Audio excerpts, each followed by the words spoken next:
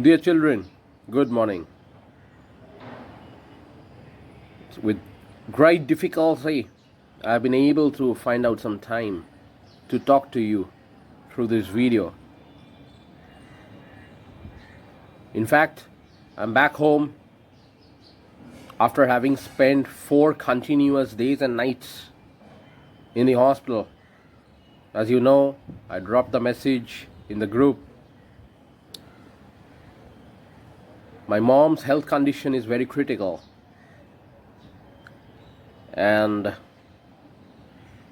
it's a very difficult time for my family, but I totally understand that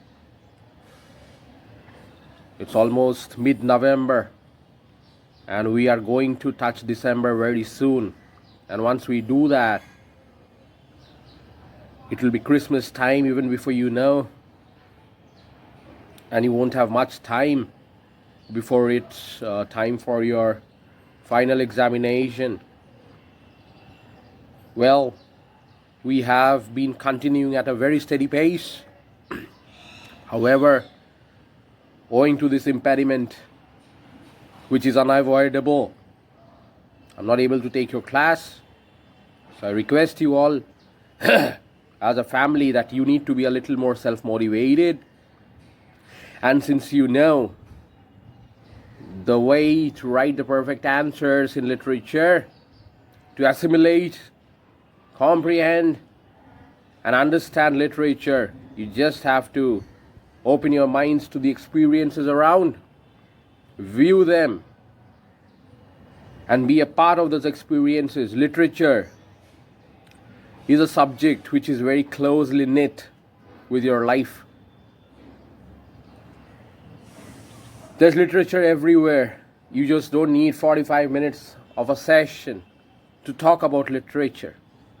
Literature is an integral part of life, just like science. And these days we talk about interdisciplinary approach towards education, which means that 2 or more subjects can be interconnected in terms of the concepts that we teach or the concepts that you get to learn. Well, with much difficulty, I have found some time to talk to you in the pretext of just giving you a summary or a brief description about our next lesson, since we have to complete the syllabus. Moving forward, in our index of lessons, you will have a poem by the name Treehuggers. This poem is very simple because it imparts a very simple message, a message which is part of our everyday life. Well, as you can see, since I was in the hospital, I didn't have proper meals. Well, and it's not easy to get time to eat in the hospital, although you have the provision of a canteen. I just got this fruity, although I don't take much of these kind of, whatever you call it, soft drinks or aerated drinks, which has got, I would say, non-natural ingredients. As you can see, this is fruity, they call it, okay, the mango drink. It's a much celebrated and pompous mango drink. And they say it's ready to serve fruit beverage and it contains fruit.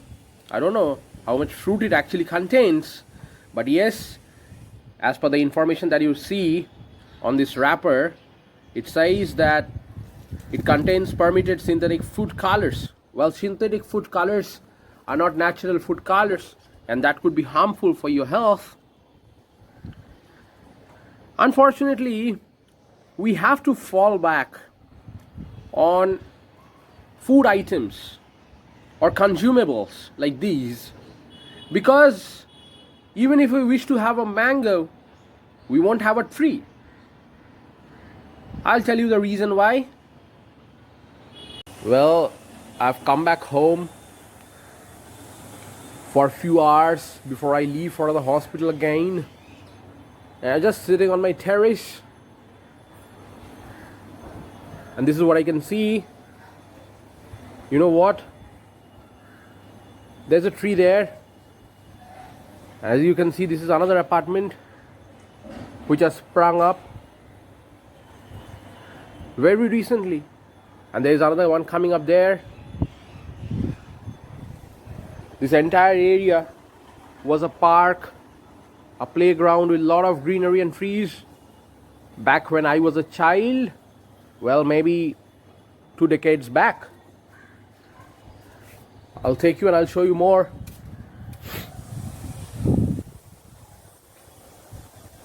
There used to be an open space there where you can see that White House.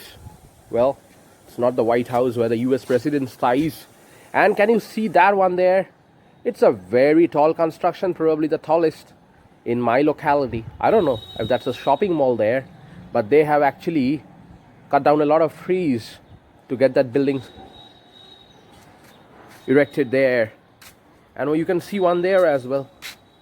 The sun is against my head, so it could be a little dark. So you can see that. Well, it's a huge tall structure. Well, these were all open spaces back when I was a child. Talking about trees, well, you see more multiplexes today, but you don't see tall trees. Talking about greenery and trees, well, it's only shrubs now, and shrubs aren't tall trees. Shrubs are just small short dwarf plants. As you can see, there are some trees there, but I'm sure these lands will also vanish in few days, and you will see concrete structures like those coming up. Well, this is the theme of our lesson today, and the name of the poem is Treehuggers, where you can probably go and you can embrace a tree like this and give it a hug. Well, hugging a tree daily can make the world happy. So that's the theme. That's the theme of our poem, children. Treehuggers, where you hug a tree. Yes, and through this poem, the poet wants to impart a very special message that we need to pray, and we need to send a prayer very high up in the air. So prayer in the air, so that it is loud and clear to the mankind, not to destroy the equilibrium of nature. If you destroy the balance, you know the consequences well. You have studied them in social studies, social sciences. Floods, earthquakes, and all sorts of natural calamities happen because of lack of trees, deforestation. And this poem is all about that. Tree huggers. It's very good to hug a tree. Just like the proverb goes, an apple a day keeps the doctor away.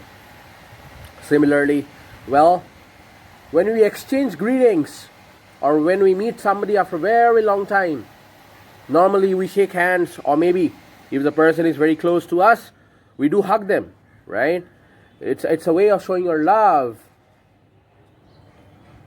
But have you ever thought of hugging a tree? Well, if you haven't, it's high time that you do. Well, there could be people who could call you a lunatic, but don't worry. You can always turn the textbook, open this poem, and read it out to them. Never mind even if they are elders, and if they tell you, well, what's the point of hugging a tree? Well, you can tell them all the benefits of having greenery around.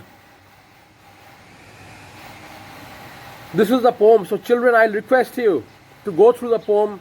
It's very simple. Now that you know how to comprehend literature, and now that I have been able to arouse your interest in this particular discipline, I'm sure that without my intervention, you'll still be able to sail through. This is the time when I need your support, and I hope I'll get it, because we are a family. And when somebody in the family is not in good shape, it's our responsibility to support him. So how can you support me, children? You can support me, well, definitely in your prayers, but more than that, I'll be happy if you can actually read the poem, understand it in your own way, and get the question answers done. You already know the format of writing answers in CBSE. Well, we can't start with because And your answer shouldn't be too long, but they should cover the essential points. Try doing it, children. A teacher like me always feels that spoon feeding won't help. It's your life and you have to create and craft your own experiences. Unfortunately, you have time now. The time is ripe. And when the iron is hot, hit the hammer. On that note, I'll take your leave today. Not in a very good shape. I hope you understand my situation. And there's another homework that I'll request you to do. Since we have come to the fag end of our syllabus, I think there are 3 or 4 more lessons left. I'll request you to go through all the lessons and get a summary or a mind map. Now that you know a mind map or fact flow, information flow, whatever it is, you can actually get it done. And whenever I get time off and on, I'll keep sending videos like this. On that note, children, I leave for the time being. God bless you.